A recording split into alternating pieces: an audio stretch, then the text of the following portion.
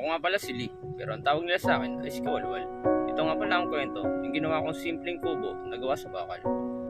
At ito na nga, sinimulan ko ng assembly ng kubo. Akin ang sinukatan ng mga tubular upang aking pagtatabasin. Upang makabuo na ako ng frame. At pagkatapos, isinunod ko na itong i-welding. At sinigurado kong matibay ang aking pagka-welding. At hanggang sa unti-unti ko nang mabuo ang itsura ng kubo hanggang sa matayo ko na ito. At nang maitayo ko na ang kubo, tinulungan na ako ng mga team ko upang mabubunga na at makisamihan at mapinturahan. At sa wakas, natapos na rin namin ang kubo ng gawa sa bakal para iwas anay. Maraming salamat sa mga ka-team ko sa pagtulong sa akin sa pagbuo ng kubo. At maraming salamat nga pala mga idol sa mga nanood. Pa-support naman po ako, pa-follow, pa-puso na rin. Hanggang dito na lang po. Salamat!